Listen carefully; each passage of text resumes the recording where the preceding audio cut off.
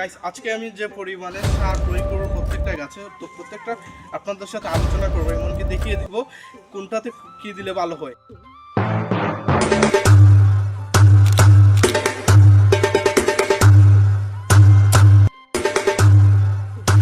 আজকে আমি আপনার লগে যে আলোচনাটা করবো সেটা হচ্ছে যে প্রথমত লাল বালতির মধ্যে 30 লিটার পানি নেওয়ার পর যা কাজগুলো করেছে প্রত্যেকটা কাজের বিবরণগুলো একে একে করে দেওয়ার চেষ্টা করব।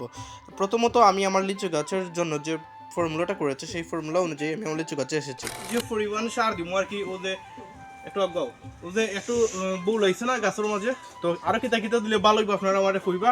এখন বর্তমানে যে সার দিলাম এই সার হয়তো আপনারা সকলে চিনবা, যদি উপকার পাই তাহলে আপনারা লইসা।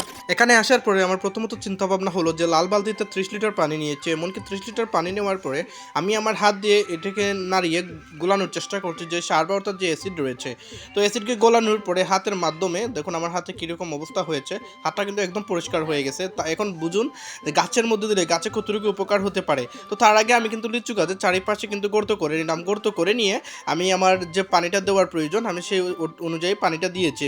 আপনারা চাইলে যদি এরকম করতে চান তাহলে আমার সাথে যোগাযোগ করতে পারেন, এমনকি আমিও ফর্মুলা দিতে পারি, কারণ হচ্ছে আমি এগুলো নিয়ে একটু বেশি গবেষণা করতে বলতে গেলে করি, কারণ হচ্ছে গাছগুলোর প্রতি আমার আলাদা রকম একটা মায়া কাজ করে।